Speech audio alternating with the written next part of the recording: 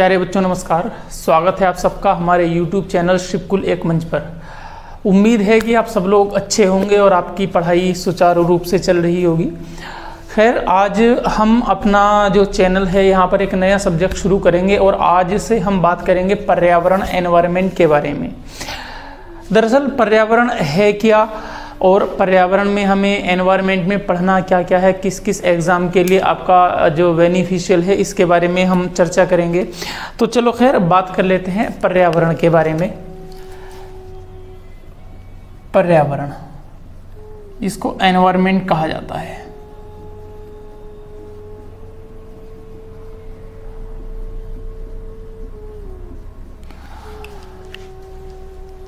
अब जो पर्यावरण है, दरअसल ये पर्यावरण या एनवायरनमेंट ये आपका जो है एक, अगर मैं आपसे कहना चाहूँ तो ज्योग्राफी का ही एक आपका टॉपिक है। ज्योग्राफी या फिर आपका भूगोल। भूगोल अपने आप में एक बड़ा विषय माना जाता है और उस भूगोल के एक सब टॉपिक आपका पर्यावरण हो जाता है। जब हम मानव भूगोल पढ़ते हैं तो जो हमारी प्रकृति है उसका मानव से कुछ संबंध होता है और प्रकृति और मानव के संबंध को ही पर्यावरण कहा जाता है। एक्चुअल में जो इसकी परिभाषा है वो आपकी पर्यावरण संरक्षण अधिनियम 1986 में दी गई थी।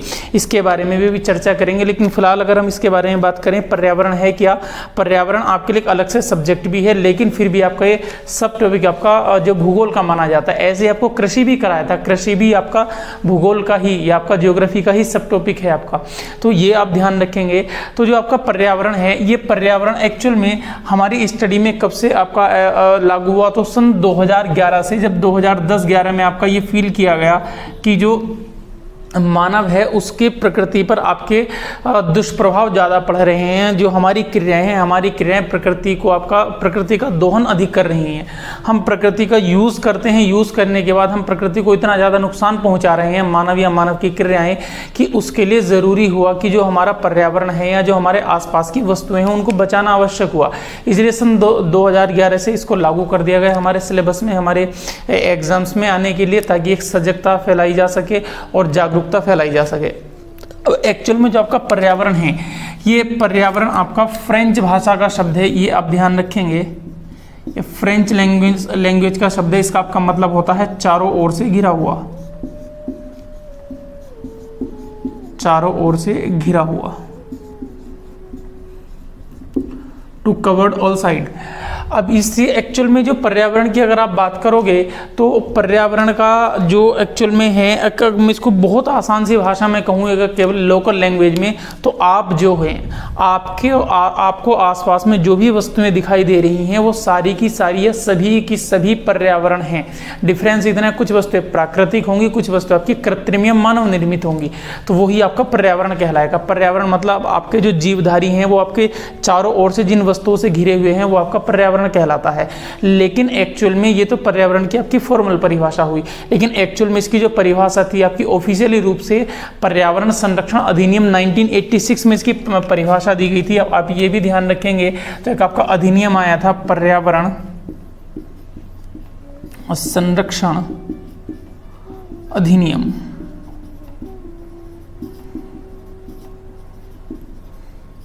अब इस पर्यावरण संरक्षण अधिनियम जो कि आपका 1986 में आया था, तो इसमें इसकी परिभाषा दी गई और इसकी परिभाषा ये दी गई कि किसी भी जीव के चारों तरफ जो भौतिक और जैविक दशाएं हैं, अगर मैं इसकी परिभाषा लिखना चाहूँ तो इसकी परिभाषा कुछ यूं दी गई थी, किसी भी जीव के चारों ओर, अब जीव में आपके जंतु भी आ जाएंगे और आपकी वनस्पतियां भी आ जाएंगी, है ना, तो किसी भी जीव के चारों ओर भौतिक और जैविक दशाएं, भौतिक व जैविक दशाएं,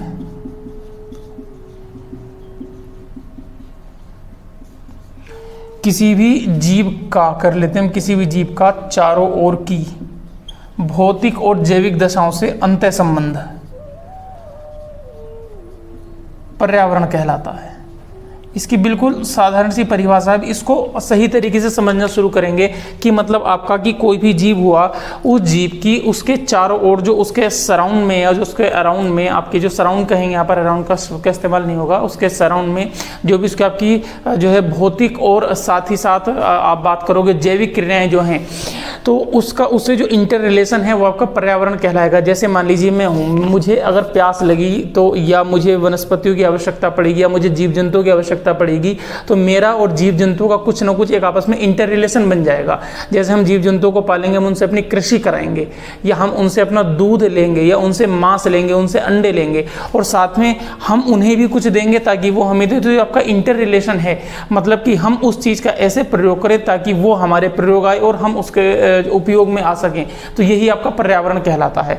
पर्यावरण का एक बेसिक अर्थ ये भी होता है कि आप किसी भी वस्तु का इस तरीके से प्रयोग करें ताकि आने वाले समय में उसका प्रयोग भी किया जा सके और उस पर आपका दुष्प्रभाव या तो बिल्कुल भी ना पड़े या फिर आपका बहुत कम मात्रा में पड़े, और अगर प्रभाव पड़े भी तो हम उसको लगातार सुधारने के लिए कुछ ना कुछ काम करते रहें। तो ये हमारे पर्यावरण की परिभाषा हुई। पर्यावरण की बिल्कुल बेसिक सी परिभाषा बहुत ध्यान में रखेंगे कि पर्यावरण संरक्षण अधिनियम जो 1986 में पारित हुआ, उसके अनुसार किसी जीव के चारों ओर से घिरे हुए भौतिक और जैविक दशाएं तथा उनका आपसी संबंध, उनका अंतर संबंध आपका पर्यावरण कहलाता है। तो खैर पर्यावरण की परिभाषा की बात हुई, पर्यावरण के अर्थ की बात हुई। अब ये भी आप ये ध्यान रख सकते हैं कि भारत में पर्यावरण और वन मंत्रालय की स्थापना की गई थी। भारत में पर्यावरण एवं वन मंत्रालय, ठीक है। तो आपका एनवायरनमेंट एंड फॉरेस्ट डिपार्टमेंट की स्थापना की गई थी। तो ये आपकी 17 नवंबर 1985 में की गई थी, नई दिल्ली में राजीव गांधी ने की थी। तो आप ये ध्यान रखेंगे 1985 नई दिल्ली, इसका मुख्यालय आपका नई दिल्ली में है। और जिस समय स्थापना हुई उस समय आपके प्रधानमंत्री श्री राजीव गांधी हुआ करते थे। तो राजीव गांधी जी के समय में इसकी स्थापना हुई थी। तो ये भी आप ध्यान रख सकते हैं, आपको पूछ लिया जाएगा। तो ये तो खैर हमारे पर्यावरण का अर्थ हुआ। अब हम बात करेंगे पर्यावरण कितने प्रकार के होते हैं, पर्यावरण के घटक क्या होते हैं। लेकिन इससे पहले हम एक चीज़ और समझेंगे कि हमें पर्यावरण में एक्चुअल में पढ़ना क्या क्या है। अगर आप पूरे पर्यावरण की बात करोगे एज ए सब्जेक्ट, तो पर्यावरण आपका मेजर 3 टॉपिक से मिलकर के बना है। तो बहुत बड़ा पर्यावरण का सिलेबस भी नहीं है एनवायरनमेंट का, ये मेजर 3 टॉपिक से मिलकर के बना है, जिसमें आपका पहला टॉपिक तो पर्यावरण ही है, दूसरा आपका है पारिस्थितिकी इकोलॉजी, और थर्ड वन इज जैव विविधता बायोडाइवर्सिटी, जैव विविधता। तो 3 टॉपिक आपके हैं। पहला तो आपका एनवायरमेंट, दूसरा आपका इकोलॉजी, और थर्ड वन इज बायोडाइवर्सिटी। अब एक्चुअल में है क्या, इन पर विस्तृत चर्चा तो तभी करेंगे तब आपके सामने इनकी वीडियोस लाई जाएंगी। लेकिन आप ये समझ लीजिए, अगर हम बात करें पर्यावरण, तो पहले टॉपिक में हमें पढ़ना क्या क्या होगा पर्यावरण के बारे में। अगर मैं इसकी चर्चा करना चाहूँ तो आप पर्यावरण का अर्थ पढ़ेंगे, पर्यावरण के घटक पढ़ेंगे, आप ये देखेंगे मानव और पर्यावरण की जो आपसी तालमेल है वो कैसे बैठाया जा रहा है। तो उसकी अवधारणाएं आप पढ़ेंगे, जैसे आपकी नियतिवादी अवधारणा है, संभववादी अवधारणा है, आपकी नवनियतिवादी। 3 मुख्य अप्रोचेज हैं, है ना, जो आपकी मुख्य रूप से आपको पढ़नी है। हालांकि बहुत सारी अप्रोचेज हैं, हम 3 के बारे में बात करेंगे। हम पढ़ेंगे मानव का प्रकृति पर क्या प्रभाव पड़ रहा है, हम पढ़ेंगे प्रदूषण क्या होता है, हम पढ़ेंगे प्रदूषण को बचाने के लिए, प्रकृति को बचाने के लिए या फिर पर्यावरण के संरक्षण के लिए जो भी आपके समझौते हो, जो भी आपके अधिनियम पारित हो, उनके बारे में पढ़ेंगे। हम कुछ ऐसे आंदोलन भी पढ़ेंगे जो कि आपके पर्यावरण को बचाने के लिए हुए या फिर पर्यावरण के लिए किए गए, जैसे आपका चिपको आंदोलन है, एपीको आंदोलन है, नर्मदा बचाओ आंदोलन है, बहुत सारे आपके आंदोलन हैं जिनके बारे में हम बात करेंगे। तो ये तो मुख्य टॉपिक आपके हो जाएंगे पर्यावरण के। इसके बाद हम पढ़ेंगे पारिस्थितिकी में, इकोलॉजी में। अब एक्चुअल में इकोलॉजी पर हम इकोलॉजी के अर्थ के बारे में बात करेंगे, पारिस्थितिकी आपकी है क्या, फिर हम सामुदायिक अंत्यक्रिया की बात करेंगे, फिर हम देखेंगे आपके जो एनर्जी लेवल है, फिर हम फूड चेन के बारे में बात करेंगे, ट्रैफिकिंग लेवल के बारे में बात करेंगे, साथ ही साथ जो है हम बात करेंगे ऊर्जा के पिरामिड के बारे में, हम लिंडेमान के नियम को इसमें एक्सप्लेन करेंगे, है ना। हम खाद्य श्रृंखला मतलब फूड चेन के साथ साथ हम आपका जो है फूड नेट, आपका खाद्य जाल को भी डिफाइन करेंगे। तो सारे के सारे आपके टॉपिक पारिस्थितिकी में आपके आ जाएंगे, है ना, जिसमें आपके सामुदायिक अंत्यक्रिया भी आपकी आएगी। इसके बाद हम बात करेंगे बायोडाइवर्सिटी या जैव विविधता। हम सबसे पहले पढ़ेंगे जैव विविधता आपकी है क्या, ये होती क्या है। इसके बाद हम पढ़ेंगे जो जैव विविधता है उसका संरक्षण के उपाय क्या क्या है। हम ये पढ़ेंगे आपका जीव मंडल का आपका क्या प्रभाव पड़ रहा है मानव पर। इसके अलावा हम पढ़ेंगे जो जैव विविधता उसका संरक्षण के उपाय क्या क्या हैं। जैव विविधता के लिए कुछ आपके राष्ट्रीय उद्यान खोले गए हैं, है ना, कुछ आपके यूनेस्को में शामिल भी आपके जो जैव प्रोग्राम आपके हैं। इसके अलावा और हम पढ़ेंगे आपकी आर्द्र भूमि के बारे में पढ़ेंगे, कच्छ वनस्पति के बारे में पढ़ेंगे, इसको गरान वनस्पति कहा जाता है। तो ये सारे के सारे टॉपिक आपके हैं, हम यहाँ पर आपके पढ़ेंगे, है ना। जैव मंडल आरक्षित क्षेत्र पढ़ेंगे, हम मैप प्रोग्राम पढ़ेंगे। तो बहुत सारे आपके ऐसे टॉपिक्स हो जाएंगे जो कि आपकी जियोग्राफी से भी रिलेटेड हैं और साथ में आपका एनवायरनमेंट से भी रिलेटेड है। तो ये हमारा कुल मिलाकर के एनवायरनमेंट आपका 3 मुख्य पार्ट में आपका बटा हुआ है। तो पहले हम बात करेंगे नंबर 1, आज हम शुरुआत करेंगे पर्यावरण से। बहुत बड़ा आपका टॉपिक है नहीं, तो 15-16 वीडियो के लगभग का इसका मसाला होगा, तो वो सारा का सारा कोशिश करेंगे कि आपको बेहतर तरीके से दिया जाए। खैर, अब बात करेंगे एनवायरनमेंट की, पर्यावरण की। तो ये तो पर्यावरण का हमारा टॉपिक हुआ। अब मैं सबसे पहले बात करूंगा पर्यावरण है कितने प्रकार का। तो इसका अर्थ क्या है वो तो आपको समझ में आ गया कि साधारण लैंग्वेज में तो अर्थ क्या हो गया, हम और हमारे चारों ओर का जो भी आपको दिखाई दे रहा है उसका और आपका संबंध, उसका जो आपका इंटर रिलेशन है, अंतर संबंध आपका पर्यावरण कहलाएगा। और अगर आप इसी को जो है बिल्कुल प्रोफेशनल लैंग्वेज में ढालोगे तो पर्यावरण संरक्षण अधिनियम 1986 के अकॉर्डिंग किसी भी जीव के चारों ओर से घिरे हुए भौतिक और जैविक दशाएं तथा उनका आपसी इंटर रिलेशन आपका पर्यावरण कहलाता है। तो ये बात हुई। अब मैं बात करूंगा बच्चे पर्यावरण के प्रकार की। तो पर्यावरण के अगर प्रकार की बात करूंगा तो पर्यावरण आपका 2 प्रकार का होता है। 2 प्रकार का कौन कौन सा होता है। पहला आपका होता है भौतिक पर्यावरण, फिजिकल एनवायरनमेंट, भौतिक पर्यावरण, इसको आप कहते हो फिजिकल एनवायरनमेंट। और सेकंड वन इज आपका जैविक पर्यावरण,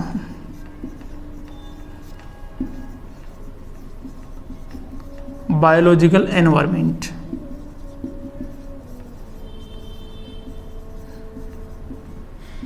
तो ये आपके पर्यावरण 2 प्रकार से हुआ। अभी जो भौतिक पर्यावरण है ये भी आपका 3 प्रकार का आपका होता है, 3 भागों में इसको बांट लिया गया। चलो मैं इसके पॉइंट आपके बना देता हूं। एक आप बांटोगे इसमें आपका जलमंडलीय पर्यावरण, जलमंडलीय, ठीक है, हाइड्रोस्फेरिक। दूसरा आप बांट सकते हो इसमें जो है वायुमंडलीय, एटमॉस्फेरिक। और तीसरा आप इसमें बांट सकते हो स्थल मंडलीय।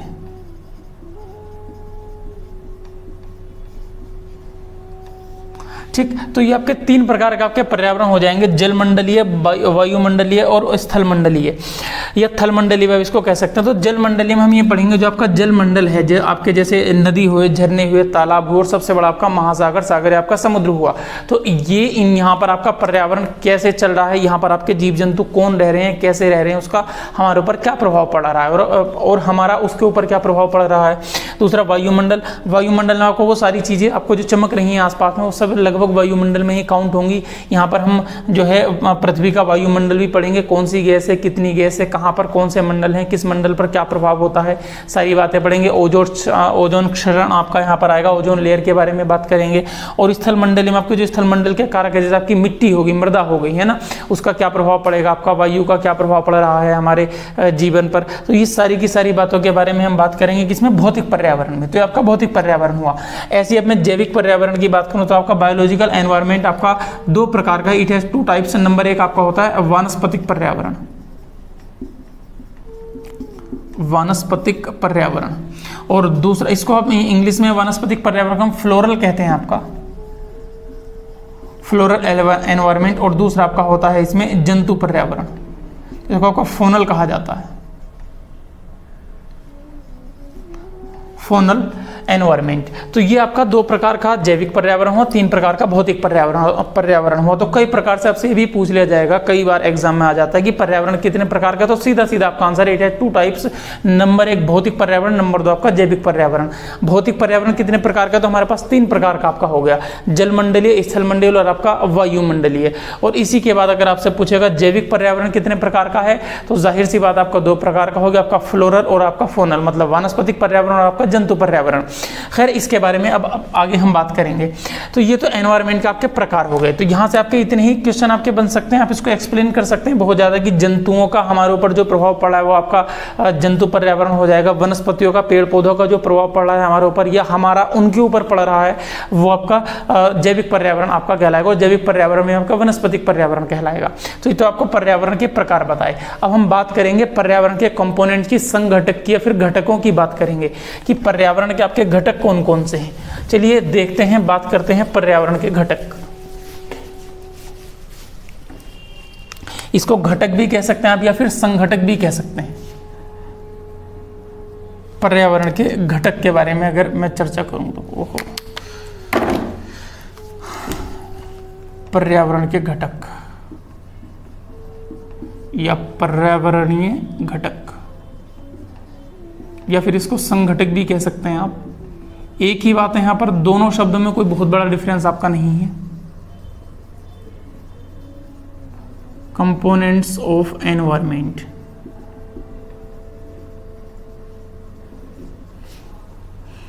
पर्यावरणीय घटक या फिर आपका पर्यावरण के संघटक के बारे में हम बात करेंगे। अब एक्चुअल में क्या है, अब इसको बातों को जरा बहुत ध्यान से समझेंगे। जो हमारा पर्यावरण है वो किन किन चीज़ों से मिलकर बना है या क्या क्या चीज़ें उस पर प्रभाव डालती हैं। आप इसको ये भी कह सकते हो कि पर्यावरण पर प्रभाव डालने वाले कारक एक ही बात है, कोई बहुत बड़ा डिफरेंस इन बातों में आपका नहीं होगा। तो पर्यावरण के आपके संघटक या घटक तीन प्रकार के आपके होते हैं। एक तो आपका होता है जैविक पर्यावरण, आपका जैविक घटक आप इसको कह सकते हैं, जिसको बायोटिक आपका होगा। दूसरा आपका अजैविक होता है, आपका अबायोटिक होता है, और तीसरा आपका ऊर्जा का घटक होता है। तो ये तीन प्रकार के आपके पर्यावरण के आपके घटक हो जाएंगे। तो एक आपका होता है इसमें जैविक घटक, जैविक, या फिर आपका बायोटिक। दूसरे की अगर मैं आपसे बात करूं, सेकंड वन इज आपका हो कहलाएगा अजैविक, और अजैविक को आपका हो गया अबायोटिक,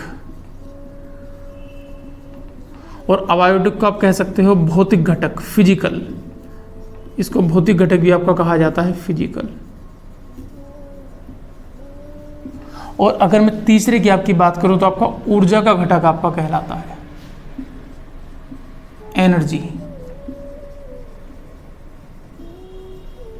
ठीक, तो तीन प्रकार के आपके घटक होंगे, जैविक घटक, अजैविक घटक और ऊर्जा का घटक। अब बात करेंगे जैविक घटक आपके क्या क्या होते हैं। अब जैविक घटक की अगर मैं एक साधारण सी लैंग्वेज में आपकी बात करूं तो जितने भी जीवधारी हैं, सारे के सारे जीवधारी आपके जैविक घटक में आपके आ जाते हैं। तो इसके लिए आप एक छोटा सा शब्द लिख सकते हो जैविक घटक को। अगर मैं डिफाइन करने के लिए लिखूं, इसमें आपका कौन आएगा, इसमें आपके सभी जीवधारी आ जाएंगे, या all living things, all livings. जितने भी लिविंग्स हैं या जो भी आपके जीव जंतु हैं, जिसमें आपका जो है पेड़ पौधे भी आपके आ जाते हैं, वो आपके किस में आ जाएंगे, जैविक घटक में आपके आ जाएंगे। अब ये जैविक घटक आपके तीन प्रकार के होते हैं, और आपने सबने पढ़ा होगा। इस बात को जरा बड़े ध्यान से समझेंगे। इसमें एक आपका होता है उत्पादक, दूसरा आपका उपभोक्ता, तीसरा आपका होता है अपघटक। तो जो जैविक पर्यावरण आपका, जो जैविक पर्यावरण हुआ है, पर्यावरण का जैविक घटक हुआ, ये आपके तीन प्रकार में आप बांट दोगे। नंबर एक आपका इसमें कहलाएगा उत्पादक, प्रोड्यूसर। दूसरा आपका कहलाएगा उपभोक्ता, कंज्यूमर। और तीसरा आपका कहलाएगा अपघटक, आपका जो है डिकम्पोजर। ठीक, उत्पादक मतलब आपका जो है प्रोड्यूसर। उपभोक्ता के अगर बारे में हम बात करें, कंज्यूमर। और आपका डिकम्पोजर। तो तीन प्रकार के आपके घटक है, उत्पादक, उपभोक्ता और अपघटक। अब जरा ध्यान से समझेंगे। ये पहली बात तो आपके सभी जैविक होंगे। जैविक का मतलब ये सब आपके लिविंग्स हैं। उत्पादक भी आपके लिविंग्स होते हैं। उत्पादक में आपके कौन आते हैं, अगर इस बारे में चर्चा करेंगे तो इसको हम स्वपोषी भी कहते हैं। अच्छा, इनके मैं पहले और नाम भी लिख देता हूं, या इनको आप एक नाम से और जानते हो, इनको आपका स्वपोषी भी कहा जाता है। अगर मैं इनके बारे में आपसे बात करना चाहूँ तो यही आपके कहलाते हैं स्वपोषी। स्वपोषी मतलब जो कि अपना भोजन खुद बनाते हैं, जिनको हम आपका ऑटोट्रोप्स भी इनको कहा जाता है। अब आप खुद समझ गए होंगे, बताने की जरूरत नहीं है। इसमें आपके कौन आएंगे, इसमें आपके हरे पौधे आते हैं, और हरे पौधे आपका अपना भोजन जो बनाते हैं, वो हरे पौधे अपना भोजन कैसे बनाते हैं, YPS या फिर फोटोसिंथेसिस से। और ये फोटोसिंथेसिस क्या है, इसके बारे में एक वीडियो आपकी डाली जा चुकी है, 30-40 मिनट की अकेली वीडियो, केवल और केवल फोटोसिंथेसिस या फिर प्रकाश संश्लेषण पर ही आधारित है। मतलब प्रकाश संश्लेषण क्या है, तो फोटोसिंथेसिस एक आपका रिएक्शन है, एक आपके पेड़ पौधों द्वारा की जाने वाली अभिक्रिया है, जिसके द्वारा पेड़ पौधे सूर्य के प्रकाश की सहायता से अपने जो है हरे भाग में भोजन बनाते हैं, और वो भोजन आपका पूरे के पूरे पौधे में फैल करके उनकी वृद्धि देता है। अगर पेड़ पौधों को सूर्य का प्रकाश ना मिले तो ऐसी स्थिति में जो आपका पौधा है वो आपका लंबा हो जाता, पीला हो जाता है। ये इंपॉर्टेंट क्वेश्चन आप ध्यान रखेंगे। दोबारा समझिए मैंने क्या कहा, अगर किसी पौधे को आप सूर्य का प्रकाश ना दो तो उस पर क्या प्रभाव पड़ेगा, वो पीला हो जाएगा और साथ साथ उसकी लंबाई में लगातार वृद्धि होती रहेगी। हालांकि कुपोषण का शिकार होगा पौधा, लेकिन लंबाई पौधे की बढ़ जाती है सूर्य के प्रकाश के अभाव में। इस बात को आप बहुत सही तरीके से ध्यान रख सकते हैं। तो खैर उत्पाद जो आपके जैविक घटक है 3 प्रकार के, उत्पादक को स्वपोषी भी कहा जाता है, क्योंकि ये अपना भोजन अपने आप बनाते हैं। और इसमें आपके सभी पेड़ पौधे आते हैं जो कि आपका फोटोसिंथेसिस करते हैं। हालांकि एक जीव भी है जो कि आपका फोटोसिंथेसिस करता है, क्लोमिडोमोनास, उसको भी हम जो है उत्पादक में लेते हैं। खैर वो चर्चा हमने शायद वहां पर की थी। चलो आगे बात करेंगे। नंबर 2 अगर मैं आपकी बात करूं, आपको होता है उपभोक्ता। उपभोक्ता के बारे में आप खुद ही समझ रहे हैं, इनको हम परजीवी कहते हैं, आपका पैरासाइट इनको कहा जाता है। अगर मैं इनका दूसरा नाम आपके सामने लिखना चाहूं, या आप इसको कह सकते हो परजीवी या फिर पैरासाइट।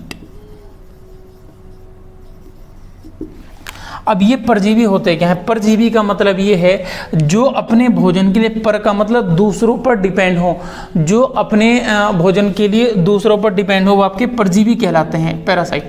जो अपने भोजन के लिए दूसरों पर डिपेंड हो, जैसे कि आपका अगर मानव और जंतु है ना, तो ये आपके इसमें एग्जाम्पल में आपके 2 आ जाते हैं, तो मानव आ जाता है या फिर आपका जंतु आ जाता है।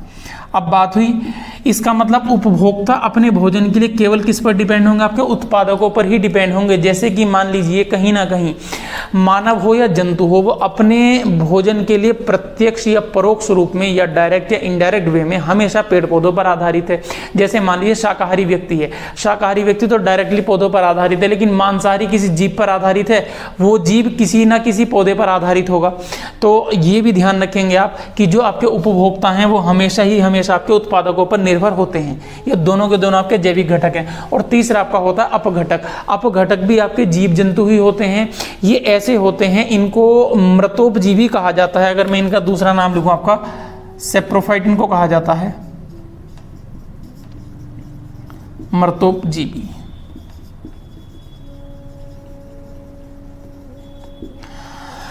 अभी जो आपके मृतोपजीवी आपको क्या सेप्रोफाइट हो गए, ये क्या करते हैं, ये मृत पदार्थों से या बेकार पदार्थों से अपना भोजन ग्रहण करते हैं। इनके एग्जांपल में आप केंचुआ ले सकते हो, है ना, और आप जो है फंगी ले सकते हो। तो इनके एग्जांपल में आप केंचुआ और वर्म ले सकते हैं, फंगस आपका होता है, ये ले सकते हैं। तो ये ध्यान रखेंगे। तो ये तो आपके पर्यावरण के घटक हो गए। पर्यावरण के अभी केवल हमने कौन से घटकों पर चर्चा की, हम केवल जैविक घटकों पर चर्चा कर रहे हैं हम, जो कि आपके 3 प्रकार के आपके उत्पादक हुए, दूसरा आपके उपभोक्ता हुए और तीसरा आपके अपघटक हो गए।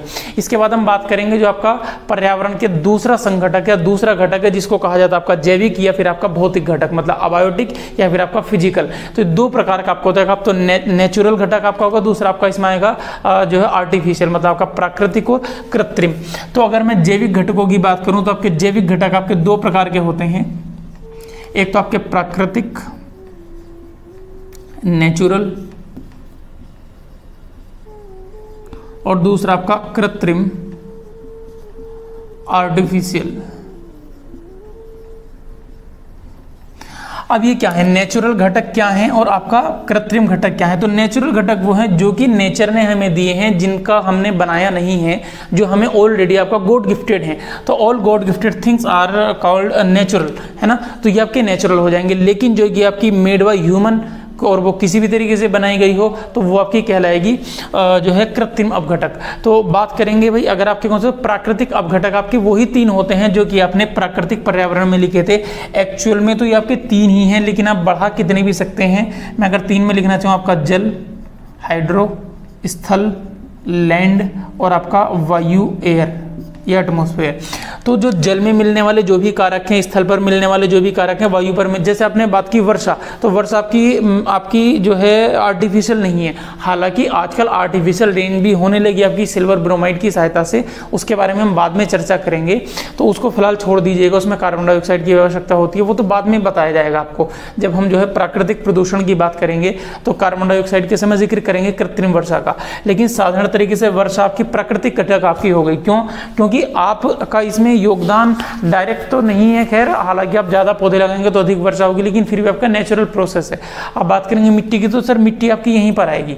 आप बात करोगे वनों की, तो वन आपके यहीं पर आएंगे। आप बात करोगे छोटी मोटी वनस्पतियों की, सर यहीं पर आपकी आ जाएगी। आप दलदल की बात करेंगे, यहीं पर आपका आएगा। तो ये आपके ऐसे घटक हो गए। जैसे आपने बात की सर जो है मिट्टी का कटना, तो मिट्टी का कटना एक्चुअल में आपका क्या होगा, मिट्टी का कटना दो प्रकार से हो सकता है सर, या तो पानी की सहायता से हो जाएगा आपका नेचुरल रूप से, है ना, जो आपका जल है वो आपका जब वो बहता है तो अपने साथ मिट्टी ले जाता है, या कई बार आपकी हवा भी मिट्टी उड़ा करके ले जाती है। तो ये घटक आपके साधारण तरीके से, ध्यान रखेंगे, साधारण तरीके से आपके भौतिक घटक आपके कहलाएंगे, या फिर आपके अजैविक कहलाएंगे। जबकि मैं कृत्रिम में बात करूँ तो कृत्रिम में वो सारी चीज़ें हैं जो कि आपकी मानव ने बनाई हैं प्रकृति पर विजय प्राप्त करने के लिए, या फिर प्रकृति का कुछ कहर रोकने के लिए, नेगेटिव एस्पेक्ट रोकने के लिए। जैसे कि हमने अपनी सुविधा के लिए प्रकृति से लड़ने के लिए जो भी बनाया वो आपका कृत्रिम घटक कहलाएगा। भाई उदाहरण के तौर पर बच्चों अगर बात करें, जैसे हमने डैम बनाए हैं, हमने आपकी सड़कें बना दी हैं, हमने आपकी बिल्डिंग्स बना दी हैं, कई जगह हमने आपके बांध, सॉरी वो तो बताते हैं, डैम बना दिए, हमने नहर बना दी हैं, है ना, कैनाल आपके बना दिए हैं, कई जगह हमने समुद्रों पर पुल बना दिए हैं, हमने कई नदियों को पुलों से पाट दिया है, कई बार हमने नदियों को भी नदी जोड़ रहे हैं हम लोग। तो ये सारे के सारे आपके घटक कहलाएंगे कृत्रिम घटक। अच्छा, इसके बाद हम बात करेंगे ऊर्जा घटकों की, आपकी एनर्जी कंपोनेंट की बात करेंगे। तो एनर्जी एक्चुअल में आपकी केवल और केवल दो ही प्रकार की मानी जाती है, जिसमें एक आपकी होती है भूतापीय ऊर्जा, दूसरी आपकी होती है सौर ऊर्जा।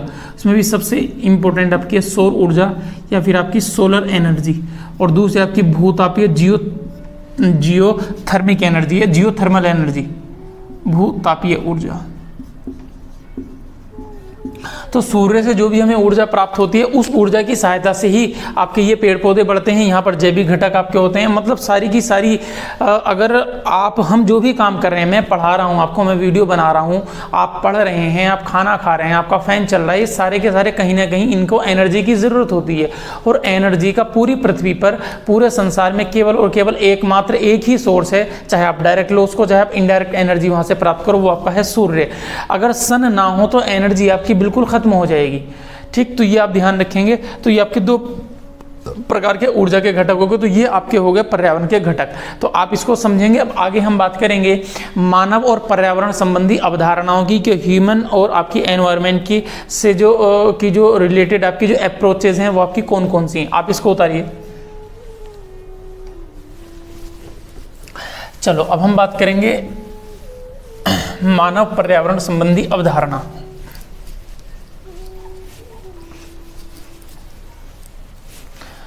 देखते हैं क्या होती है।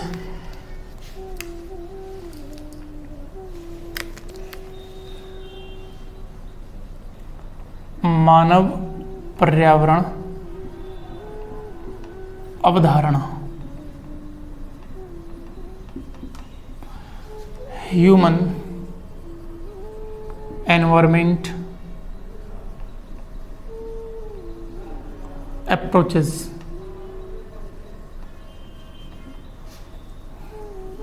अब मानव और पर्यावरण को संबंध करने के लिए, मानव और पर्यावरण का संबंध स्थापित करने के लिए कौन कौन सी अप्रोचेस हैं हमारे पास, इनके बारे में हम चर्चा करना चाहेंगे। तो अगर मैं मानव और पर्यावरण संबंधी अवधारणाओं की बात करूं तो बहुत सारी अवधारणाएं हमारे पास हैं मानव और पर्यावरण का संबंध जो है दर्शाने के लिए। लेकिन एक्चुअल में अगर आप बात करेंगे ग्राउंड लेवल पर, जो सबसे बेहतर हैं, जो सबसे बेस्ट हैं, आपकी तीन अवधारणाएं हैं। एक आपकी नियतिवादी अवधारणा कहलाती है, दूसरी अवधारणा को हम आपकी कहते हैं संभववादी, और तीसरी आपके नवनियतिवादी। तो तीन अवधारणाएं आपकी हो गई। एक आपकी है नियतिवादी, डिटर्मिनिज्म,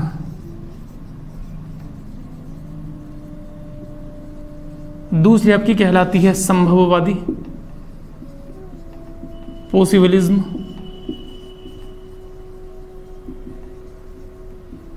और तीसरी आपकी है नवनियतिवादी।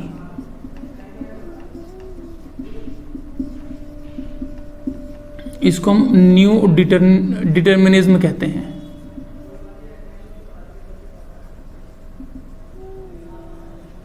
तो तीन प्रकार की अवधारणाएं हमारे सामने हुई। पहली बात तो ये है कि आपकी दी किसने है। अगर मैं बात करूंगा कि आपकी इसमें कौन कौन से वैज्ञानिक संबंध हैं, हालांकि एक दो का संबंध नहीं है, बहुत सारे वैज्ञानिक आए, पहले तो किसी ने दी, फिर उसको किसी ने सपोर्ट किया, तो ये आपके बहुत सारे हैं। तो अगर मैं बात करूँ आपका, जैसे यहाँ पर आपके नियतिवादी को देने वाले आपके हम्बोल्ट हैं, अलेक्जेंडर वन हम्बोल्ट, आपके रिटर हैं, आपके फ्रेडरिक रेटजेल हैं, है ना। ऐसे ऐसे आपके वैज्ञानिक रहे हैं इनको देने में, और सॉरी वैज्ञानिक नहीं कह सकते आप, ऐसे पर्यावरणविद आपके जियोग्राफर्स आपके रहे हैं, है ना, भूगोलविद आपके रहे हैं। और भी अगर मैं नाम याद लेना चाहूँ तो आपका डार्विन है, आपका सैंपल है, तो डार्विन भी आपके इसी से रिलेटेड माने जाते हैं, सैंपल भी इसी से रिलेटेड आपके माने जाते हैं, सैंपल या सैंपल कहा जाता है इनको। अब एक्चुअल में नियतिवादी अवधारणा है क्या और ये कहती क्या है, इसका बेस क्या है, एक्चुअल में इसका मर्म क्या है। तो इन्होंने ये कहा है कि मानव पर्यावरण का ही एक अंग है। तो ये अवधारणा कहती है कि मानव पर्यावरण का अंग है, human is the part of environment. मतलब ये है कि हम कितना भी वर्क कर लें, कितना भी कुछ भी समझें, लेकिन हम आपका पर्यावरण से अलग नहीं है, हम पर्यावरण का एक छोटा हिस्सा है, पर्यावरण बड़ा हिस्सा है। तो इस अवधारणा का डायग्राम अगर आप चाहें तो ये बनेगा, ये अगर आपका एनवायरमेंट हो गया तो इसके अंदर कहीं पर आपका ह्यूमन आपका आ जाएगा। तो ये आपका जो डायग्राम है आपका नियतिवादी से संबंधित आपका कहलाएगा, डिटर्मिनिज्म से संबंध कहलाएगा। नियति यही है, रूल यही है आपका कि आपका पर्यावरण बड़ा है और मानव उसमें एक आपका छोटा हिस्सा ग्रहण किया हुआ है। दूसरी आपकी संभववादी। संभववादी में पहली बात आपका मुख्य से देने वाले कौन है, तो सबसे अधिक इसमें माने जाने वाले आपके फेब्रे हैं। हालांकि फेब्रे हैं आपके, और डीला ब्लास हैं, ब्रुंजा हैं, ईश हैं, कार्ल शावर हैं, बहुत सारे आपके हैं। चलिए जी मैं नाम लिख देता हूं इसमें आपका। तो सबसे ज्यादा आपके तो आपके फेब्रे हैं, है ना, आपके डीला ब्लास, शावर आपके हैं, इसमें कार्ल शावर इनका पूरा नाम है।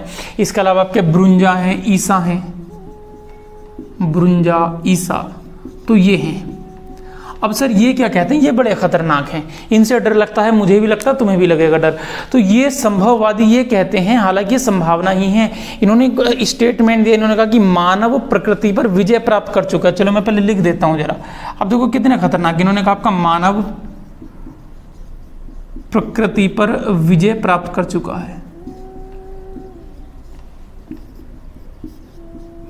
विजय प्राप्त कर चुका है।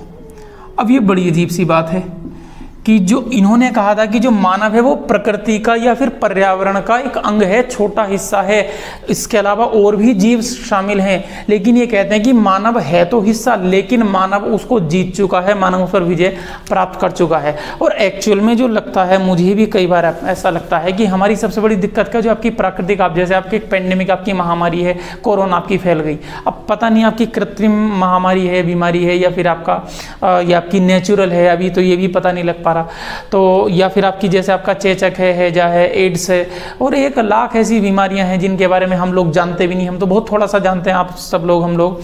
तो एक्चुअल में है क्या, ये सब हो क्यों रहा है, आपका अचानक से बाढ़ आ जाती है, अचानक से एकदम दिक्कत हो रही है, आपकी जो नेचर, प्रकृति अपना स्वरूप क्यों बदल रही है। इसका एक मुख्य रीजन यही है, जो जिस भी महाशक्ति ने, जिस भी ईश्वर ने इस प्रकृति को बनाया, इस पूरे एनवायरनमेंट को, पूरी पृथ्वी की रचना की, वो रचना एक्चुअल में आपकी, अगर आप बात करोगे तो ये आपकी सभी जीवधारियों के लिए हुई, जिसमें मानव भी रहना चाहता था। अब मानव ने क्या समझा, मानव चूंकि सबसे बुद्धिमान प्राणी है या सबसे बुद्धिमान जंतु है, तो मानव जंतु ने ये समझ लिया कि इस पृथ्वी पर सिर्फ और सिर्फ मेरा अधिकार है, जबकि इस पृथ्वी पर मेरे अलावा औरों का भी अधिकार है। बस यही एक थोड़ी सी दिक्कत हो गई कि केवल मेरा है और औरों का नहीं है, और इसी बात को लेकर के जद्दोजहद है। तो कुछ प्रजातियां हमारी विलुप्त हो चुकी हैं, कुछ प्रजातियां विलुप्त हो रही हैं जीव जंतुओं की, और मानव का भार लगातार पृथ्वी पर बढ़ रहा है, क्योंकि जिस तरीके से चल रहा है 200, 300, 400 साल बाद पृथ्वी का अंत तो निकट है, क्योंकि इतना ज़्यादा पॉपुलेशन हो रही है, लगातार रेगुलर तरीके से बढ़ रही है।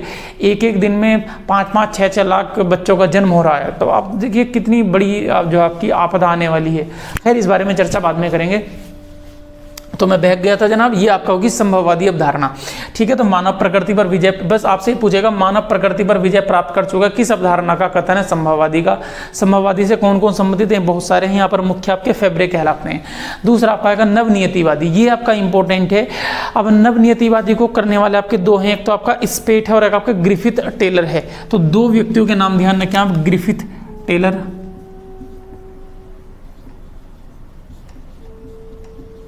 और OH के स्मिथ। ठीक, अभी जो आपके जो आपके जो है OH के स्पेट, स्मिथ नहीं OH के स्पेट हैं। स्मिथ कहाँ से ध्यान आ गया? तो ये ध्यान रखें। अब इन्होंने कहा क्या? इन्होंने कहा कि जो है प्रकृति, अब इन्होंने इन दोनों के बीच का रास्ता निकाला। इन्होंने क्या कहा था कि मानव प्रकृति का अंग है, बिल्कुल सही बात है। इन्होंने कहा कि मानव प्रकृति का अंग तो है, लेकिन मानव प्रकृति पर विजय प्राप्त कर चुका। तो जनाब मानव ने प्रकृति पर विजय प्राप्त कैसे की होगी? मानव ने उस प्रकृति का यूज किया होगा, उसका दोहन किया होगा, दोहन करके उसकी रेड़ मार दी बिल्कुल, और वो उस तरीके से इन्होंने जो है प्रकृति पर विजय प्राप्त कर ली। तो इन्होंने क्या कहा? इन्होंने एक स्टेटमेंट दिया कि प्रकृति का दोहन सही तरीके से किया जाए, या फिर आप कह सकते हो इन्होंने आपका कहा जो आपकी प्रकृति का है उसका एक तरफा दोहन ना किया जाए। कि कहने का मतलब इनका ये है, स्टेटमेंट इनका आपका ये है कि प्रकृति का एक तरफा दोहन ना किया जाए।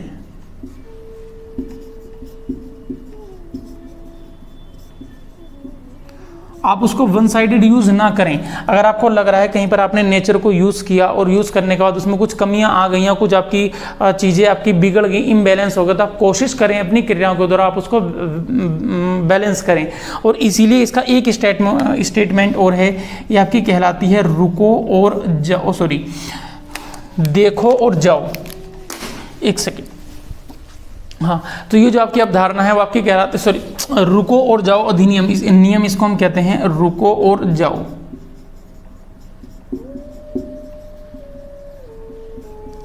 ठीक है, आप रुको, रुक करके देखो प्रकृति सही है कि नहीं है। प्रकृति सही है तो आप आगे जाओ, प्रकृति के साथ अपना तालमेल बैठा सकते हैं। और यहीं से हमारी आपकी जो है सतत विकास की अवधारणा भी शामिल हुई थी। तो ये मोस्ट इंपॉर्टेंट है, सतत विकास की अवधारणा कब से आपकी शुरू हुई? सतत विकास, जिसको आपका धारणीय विकास भी कहा जाता है, सस्टेनेबल डेवलपमेंट।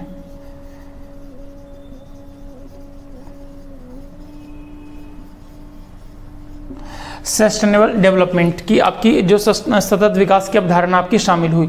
तो ये ध्यान रखेंगे। अब एक्चुअल में हम थोड़ा सा जिक्र करेंगे सतत विकास पर, फिर अगली चर्चा हम अगली वीडियो में करेंगे। अब ये सतत विकास या फिर आपका सस्टेनेबल डेवलपमेंट है क्या, ये कहलाता क्या है, आप ये समझेंगे। मानव पर्यावरण संबंधी तीन अवधारणाएं हैं, एक आपकी संभववादी, एक आपकी नियतिवादी और एक आपकी नवनियतिवादी है। नियतिवादी कहती है कि मानव प्रकृति का अंग है, जबकि संभववादी कहती है मानव प्रकृति पर विजय प्राप्त कर चुका है, जबकि आपकी नवनियतिवादी रुको और जाओ का कॉन्सेप्ट देती है। सतत विकास की अवधारणा या आपकी धारणीय विकास की अवधारणा आपकी यहीं से आई है, या फिर आप कह सकते हो कि प्रकृति का एक तरफा दोहन ना किया जाए, ये बात आपके कहने वाले नवनियतिवादी हैं। खैर, अब ये सतत विकास आपका है क्या? सस्टेनेबल डेवलपमेंट के बारे में थोड़ी सी चर्चा कर लेते हैं कि इसका मुद्दा कहां से शुरू हुआ। पहली बात तो सतत विकास का आपका अर्थ है क्या? सतत का आपका मतलब है सस्टेनेबल, या फिर एक तरीके से हम इसको एक शब्द इस्तेमाल कर सकते हैं शाश्वत। या मतलब ये है कि आप, चलो मैं लिख देता हूं, पहले हम चर्चा कर रहे हैं आपका सस्टेनेबल डेवलपमेंट की या फिर आपका सतत विकास।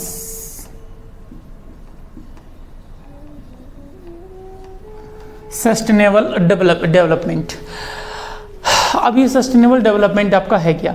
आप किसी भी वस्तु का इस तरीके से प्रयोग करो कि आने वाली पीढ़ियां भी उसका प्रयोग कर सकें, ये आपका सतत विकास है। मतलब आप किसी भी वस्तु का प्रयोग करने के बाद आप उसका रख रखाव भी रखें। जैसे एग्जाम्पल के लिए हमारे सामने बोर्ड हुआ, इस बोर्ड की जिम्मेदारी मुझ पर है, आज क्लास मेरी है।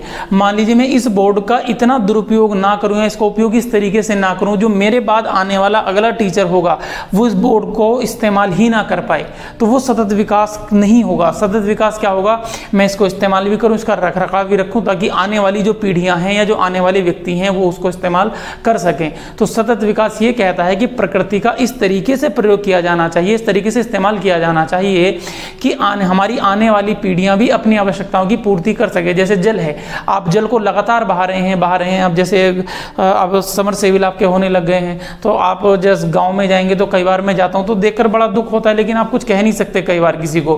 भाई ये क्या होता है गाँव में, कई बार आपने समरसेबिल लिया और आप उसको लगातार आप चला रहे हैं, आप केवल इसीलिए पानी चला रहे हैं जबरदस्ती कि जी हमारा है और हमारा पैसा और बिजली का बिल हम दे रहे हैं। तो एक्चुअल में बिल्कुल सही बात, आप बिजली का बिल दे रहे हैं, लेकिन आप जो स्वच्छ जल है, आप उस स्वच्छ जल का जो आप मिसयूज कर रहे हैं, आप नहीं जानते कि आप अपनी आने वाली पीढ़ियों के लिए कितना ज़्यादा गलत कर रहे हैं। तो ये सतत विकास नहीं हुआ, आपने सतत विकास को तोड़ दिया। आप उतने पानी का इस्तेमाल करो जितना आपका चल रहा है। आप दिन में 25 बार नहा रहे हैं, या आप केवल अपने नहाने के लिए 12-15 बाल्टी पानी का इस्तेमाल कर रहे हैं, आप 200 लीटर पानी में आप अपने आप नहा रहे हैं, तो ये गलत है। आप वहाँ जाकर के पूछिए जनाब, जहाँ पर आपका पानी समय से आता है। आज भी पहाड़ी कुछ एरिया ऐसे हैं, या फिर आपके हमारे पूर्वी यूपी में भी कुछ एरिया हैं, या कुछ आपके ऐसे मध्य प्रदेश में जो आपका वन का इलाका है, बहुत सारे आपके ऐसे एरियाज़ हैं जहाँ पर आपके पानी की टंकी लगी हैं, लेकिन टाइम है। वहाँ सुबह 7 से 9 पानी मिलेगा आपको, फिर शाम को 6 से 7 या 6 से 8 आएगा। मतलब बहुत ज़्यादा पानी आपका नहीं है, दिन में 5, 6, 7, 8 घंटे ही पानी आएगा। आप उसको पहले स्टोर करके अपने घरों में रखेंगे। कई जगह तो आपके 2-2, 3-3 किलोमीटर से पानी लाना पड़ता है उन लोगों को। अभी भी कुछ जगह कुओं से पानी खोदना पड़ता है। तो ये आप समझिए, ये आपका है सतत विकास। सतत विकास का मतलब ये है कि आपके पास जो भी वस्तु है या जो प्रकृति आपके पास जो भी दे रही है, आप उसका उस प्रकार से इस्तेमाल करें कि आप तो इस्तेमाल कर ही लें, आने वाली पीढ़ियों को भी उसके आप जो है उनको कुछ छोड़ करके जाएं। अब जो सतत विकास है इसके बारे में कुछ पॉइंट आपको बोल देता हूँ, आप समझ लेंगे। जो सतत विकास है, सबसे पहले क्या कि 1970 में एक आपका कोकोयाक डिक्लेरेशन या कोकोयाक घोषणा हुई थी, जिस घोषणा में सबसे पहले इसका जो है चर्चा की गई थी। इसके बाद अगर मैं इसकी बिल्कुल फॉर्मल चर्चा की बात करूँ तो जो आपका इसका जो प्रतिपादन है सतत विकास का, वो 1987 में एक आपका आयोग बना था। 1987 में, वैसे मैंने इससे पहले बोला 1970 में कोकोयाक डिक्लेरेशन या कोकोयाक घोषणा में इसकी चर्चा की गई थी। ठीक है, सबसे पहले इसका जिक्र आया था। लेकिन 1987 में आपका बर्टलैंड आयोग बना था। कुछ लोग इसे ब्रुटलैंड आयोग भी कहते हैं, एक्चुअल में सही शब्द आपका बर्टलैंड आयोग है। तो जब का बर्टलैंड आयोग बना था, इस आयोग में सबसे पहले चर्चा की गई थी, सबसे पहले प्रतिपादन किया गया था सतत विकास का। अब ये बर्टलैंड कौन थे? एक नॉर्वे आपका कंट्री पड़ता है आपका, है ना, नॉर्वे, स्वीडन, फिनलैंड, जो आपका यूरोप में पड़ता है। आपके ऊपर 3 कंट्री अगर आप ध्यान से देखेंगे तो वहाँ उसके एक प्रधानमंत्री हुआ करते थे, पूर्व प्रधानमंत्री थे आपके, फॉर्मर प्राइम मिनिस्टर हुआ करते थे बर्टलैंड। उनकी अध्यक्षता में 1987 में एक आपका आयोग बना था जिसका नाम था बर्टलैंड आयोग, और उसमें सबसे पहले बात की गई थी सतत विकास की, कि प्रकृति का विकास सही तरीके से किया जाना चाहिए, या इस तरीके से किया जाना चाहिए कि हम उसका दोहन इस प्रकार से करें कि हमारी आने वाली पीढ़ियों को भी वहाँ से बेनिफिट मिल सके। इसके बाद अगर मैं बात करूँ, जो आपका ये शब्द है सतत विकास, इस शब्द का सबसे पहला प्रयोग आपका ICUN की एक रिपोर्ट आई थी, विश्व संरक्षण रणनीति।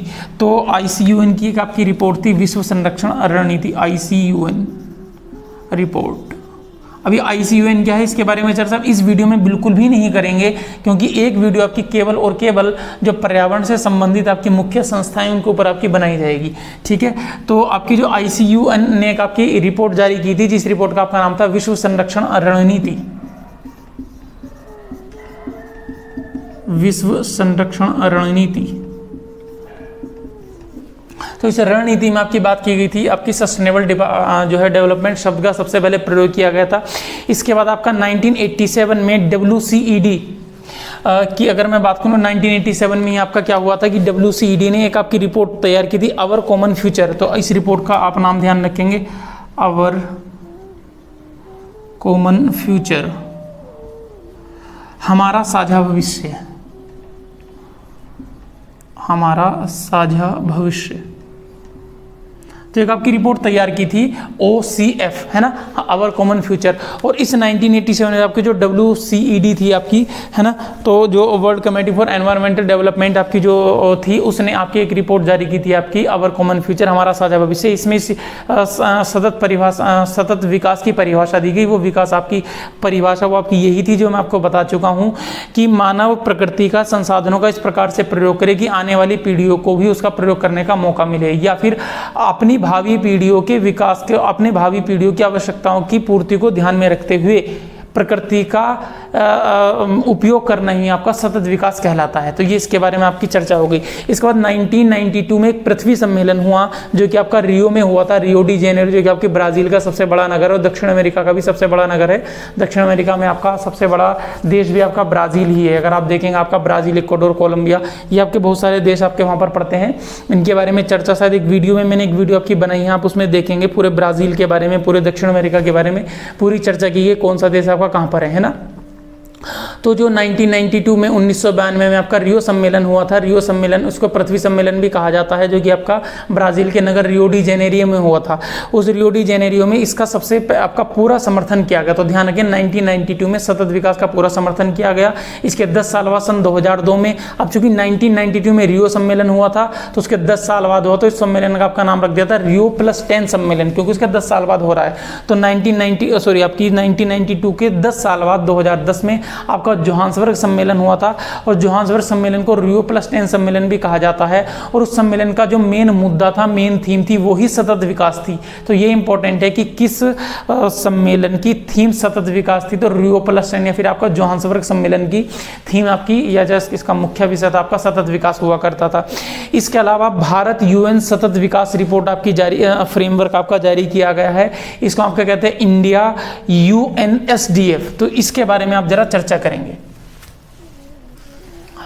अब चाहे सतत विकास से अब जरा हम और समझ, थोड़ी सी एक मुद्दा और समझ लेते हैं सतत विकास के बारे में। अगर मैं बात करना चाहूँ, जो आपका UN है, UN मतलब आपका यूनाइटेड नेशन, ठीक, UN के बारे में भी चर्चा करेंगे। अभी एक वीडियो आपकी केवल UN के ऊपर ही बनानी पड़ेगी, इतना बड़ा आपका टॉपिक है UN, यूनाइटेड नेशन, संयुक्त राष्ट्र। तो संयुक्त राष्ट्र ने आपका क्या, SDF आपका सस्टेनेबल डेवलपमेंट फ्रेमवर्क, UN ने SDF सस्टेनेबल डेवलपमेंट फ्रेमवर्क, ठीक, इसने UN ने या संयुक्त राष्ट्र ने सतत विकास फ्रेमवर्क के लिए आपके 17 मुद्दे रखे, ठीक। इसने आपके कुल मिलाकर के आपके 17 बिंदु रखे। इन 17 बिंदुओं को इसने कहा कि हम सन 2030 तक इन्हें प्राप्त करेंगे। भारत ने जब आपके 17 बिंदु आए तो भारत ने कहा कि हम इनमें से केवल आपके 13 बिंदुओं को ही मान पाएंगे, इससे ज़्यादा बिंदुओं के बारे में हम चर्चा नहीं करेंगे। तो ध्यान रखेंगे, जो UN ने आपका SDF दिया है, सस्टेनेबल डेवलपमेंट फ्रेमवर्क दिया है, उसमें से आप उसमें कुल मिलाकर के आपके 17 मुद्दे थे जिनको सन 2030 तक आपका जो है पूरा प्राप्त कर लेना है। लेकिन भारत ने उन 17 में से केवल आपका 13 को माना है, और 2030 तक भारत भी इनको प्राप्त करने के लिए आपका कार्यरत है। इसके साथ ही साथ आपका क्या हुआ कि 28 सितंबर 2018 को, ये बात आप ध्यान रखेंगे, 28 सितंबर 2018, 28 सितंबर 2018, तो 28 सितंबर 2018 को क्या है, इंडिया UNSDF, समझ गए होंगे, India United nation sustainable development framework. तो जो इंडिया है, इस इंडिया ने UNSDF के साथ एक आपका समझौता किया है। तो इंडिया ने आपका क्या किया, इंडिया में आपका जो 2018 में आपका जो नीति आयोग है भारत का, उस नीति आयोग ने 5 वर्षीय समझौता आपका किया है, और 5 वर्ष आपका सन 2018, 19, 20, 21, 22 तक चले गए आपका। तो ध्यान रखेंगे, तो 2018 से 2022 तक, देखने में 4 लग रहे हैं, एक्चुअली में 5 इसमें 18 भी काउंट आपका हो रहा है। तो सन 18 से 22 तक के आपके समझौते पर हस्ताक्षर किए हैं, जिस समझौते के तहत आपका क्या है कि वो आपके 13 के 13 जो आपके मुद्दे हैं सतत विकास के, उनके ऊपर चर्चा करेगा भारत, और हर संभव प्रयास करेगा। और इसके लिए अलग से 11,000 करोड़ का बजट भी आपका UN ने भारत को दिया है, ये सहायता दी है। इसके साथ साथ आपका 28 दिसंबर 2018 को हुई, तो अभी 2018 की बात चलिए, पहले सितंबर तब दिसंबर, तो सॉरी 28 नहीं 21 दिसंबर सन 2018 में क्या हुआ, ये बहुत इंपॉर्टेंट क्वेश्चन आप ध्यान में रखेंगे कि पहला SDG सूचकांक आपका लागू किया गया है। तो इस SDG सूचकांक में आपका है क्या जी, आपका सस्टेनेबल डेवलपमेंट गोल। तो इसमें आपका है क्या कि इसमें आपका ये UN और ग्लोबल ग्रीन ग्रोथ इंस्टीट्यूट की सहायता से किया गया। तो आपका UN था और साथ में आपका ग्लोबल ग्रीन ग्रोथ इंस्टीट्यूट की सहायता से लिया गया है। और इसमें जो भारत को आपके जो राज्य हैं उन राज्यों को अलग अलग आपका क्रम दिया गया। और इस जो आपका SDG सूचकांक है, इस सूचकांक में सबसे नंबर 1 पर आपका हिमाचल प्रदेश है, नंबर 2 पर आपका केरल है, नंबर 3 पर आपका चंडीगढ़ है। तो 3 चीज़ आप ये भी ध्यान रख सकते हैं कि आपका जो है SDG कब लागू किया गया, SDG जो आपका सूचकांक है, साथ में SDF से भारत ने समझौता कब किया है, कौन से आयोग ने किया है, नीति आयोग ने किया है, कितने मुद्दे भारत मान रहा है। तो UN ने 17 रखे, भारत ने केवल आपके इसमें 13 माने हैं। सतत विकास की अवधारणा कहाँ से प्रतिपादित हुई, बर्टलैंड आयोग किससे संबंधित है, या फिर रियो 10 सम्मेलन, जो रियो +10 सम्मेलन है उसका मुद्दा सतत विकास था। इसकी जो सबसे पूरा समर्थन था आपका रियो सम्मेलन में किया गया है। तो इस सारी बातों को आप ध्यान में रखेंगे। तो ये तो खैर एक आपका इंट्रोडक्शन वीडियो था एनवायरनमेंट का। इसके बाद हम अगले मुद्दे पर चर्चा करेंगे, एनवायरनमेंट से संबंधित कुछ आंदोलन होंगे। फिर हम चर्चा करेंगे एनवायरनमेंट से संबंधित कुछ आपकी संस्थाएं होंगी जिनका जिक्र बार बार हम पढ़ेंगे, है ना। इसके अलावा हम चर्चा करेंगे जो है प्रदूषण पर। तो तब जाकर के आपका पहला टॉपिक आपका खत्म होगा पर्यावरण, फिर अगला मुद्दा हमारा पारिस्थितिकी पर होगा, फिर अगला मुद्दा हमारा जैव विविधता पर होगा। खैर ये एक छोटी सी वीडियो थी, तब तक आप इस वीडियो को देखते रहें और बहुत जल्दी आपके साथ अगली वीडियो के साथ मिलते हैं। तब तक के लिए नमस्कार, वंदे मातरम, जय हिंद। वीडियो देखने के लिए धन्यवाद। बहुत जल्दी आपके साथ एक नई वीडियो के साथ उपस्थित